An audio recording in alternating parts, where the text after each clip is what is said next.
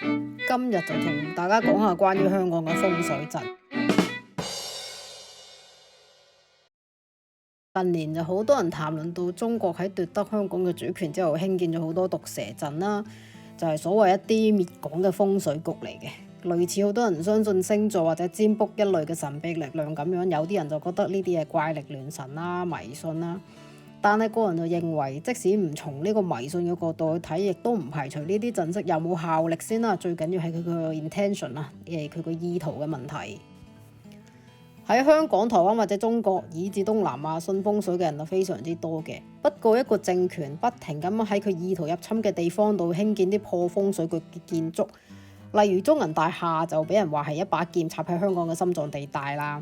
呢個唔係穿鑿附會，亦都唔係我作嘅，係當年真係街知巷聞嘅。你問翻上一代嗰啲又知啊。又例如大嶼山個心經簡林咁樣，都係一啲俾人話係毒蛇陣，即係唔好話睇落都唔係咁舒服嗰啲樣。呢啲風水陣有冇效力都好啦，設計者其實都係想你遭受不幸或者控制你，呢個意圖先至係最恐怖嘅地方。咁其實以前我都有提過下呢啲風水陣嘅傳說嘅，好多談論風水或者研究風水朋友啦，其實都話過香港呢啲咁嘅毒蛇建築喺97年之後，即係中國得到主權之後，就突然間大增啦。咁以下睇圖啦，就係其中一啲項目。呢個大嶼山嘅心經簡林入邊亦都俾人覺得係個蛇陣啦。就算唔講玄學啊，其實由咩角度睇上去都幾陰森，覺得唔係咁舒服。下一個啦，就係中環灣仔繞道啦。正面睇其實好明顯係一個巨大嘅蛇頭啦。另外呢個就啟德郵輪碼頭，其實啟德唔 keep 翻做雞場起咗個咁嘅碼頭，我都覺得幾可惜。佢亦都係俾人覺得係一條好長嘅蛇擘大個口啦。個設計都唔係點樣靚啊，講真就呢個就 IFC 同 ICC 兩座好高嘅建築物，就喺正維港最前面對門當戶對咁樣，其實就變咗道大閘。咁好多人講話，其實呢兩棟超級高樓大廈喺維港最前面都好多人詬病嘅。點解呢？就係即係以風水師講啦，就話兩座大廈變成一道巨閘，其實就控制住香港嗰啲水流啊，水即係錢啊嘛，財富嘅流通。咁其實方便第三方面去吞去資金。咁呢個第三方面係邊個就自己諗啦。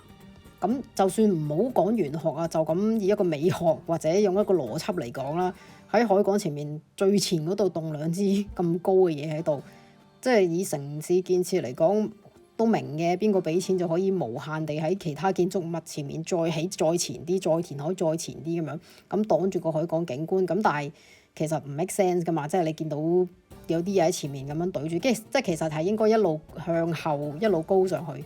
咁但係呢個唔講啦，其實好多全世界好多地方都係咁咯。不過呢個香港呢個 IFC 同 ICC 就比較明顯見到個即係好突然咁動咗兩支嘢喺度。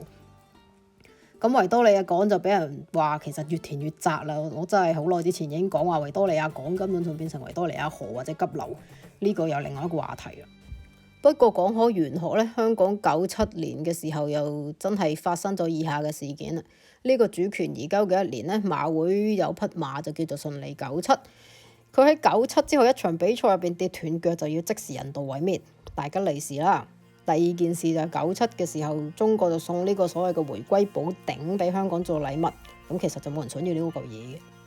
呢個寶鼎嚟香港嘅時候就跌斷腳，要復修先可以展覽，又好大吉利是啦。第三件事，我覺得呢個就真係最大吉利是。主權移交之前呢，尖沙咀有個花車大巡遊啦，咁有個叫做香港明天更好基金會嘅花車，就因為車廂個流風氣唔流通啊，咁排出嘅一氧化碳就迷暈咗個司機，令到個花車失控，咁就撞向一名旅遊客，撞死佢。嗰個旅遊客係英國籍嘅。咁多咁巧嘅事發生，就梗係有人講噶啦。後來就喺網上論壇有人談論呢一串事件，咁我其實就搬字過紙嘅啫，呢度唔係我嘅意見嚟嘅。第一啦，就馬匹順利97之死預兆咗97之後香港同埋佢個主人情況會比97年之前更加差。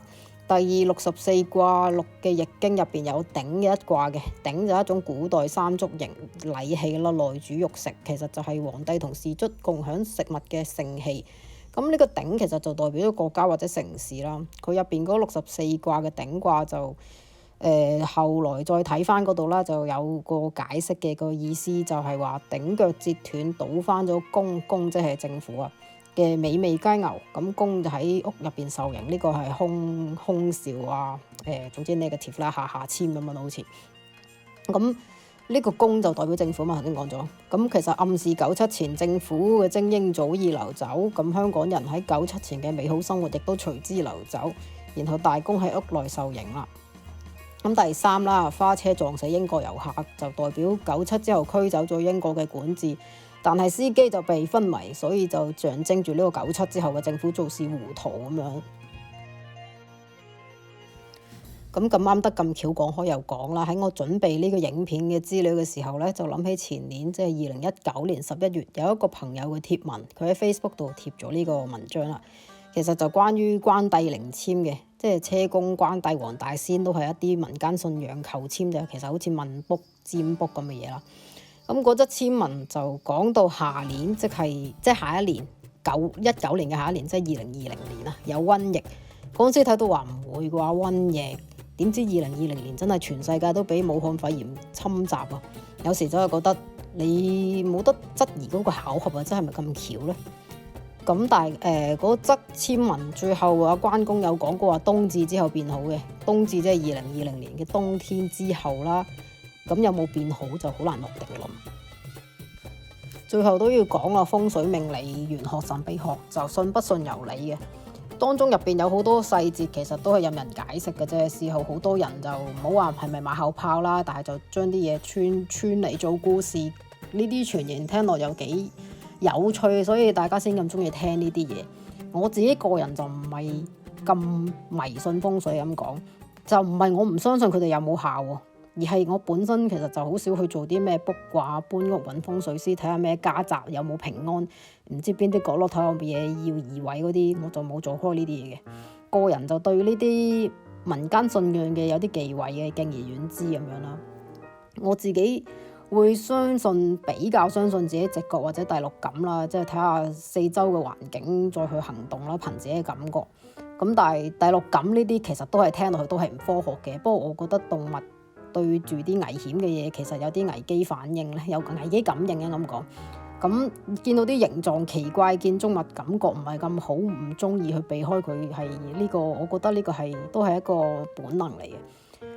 個人認為啦，呢個 video 最初都咁講啦，個重點係施法嘅人係咩心態。如果明顯係一套計劃去設計呢啲咁嘅風水陣，其實就係對方故意去做啲嘢去損你利己啦。即係好似你有個同事無啦啦擺啲八卦對住你咁樣，你覺得佢都唔方好嘢啦，就係咁啦。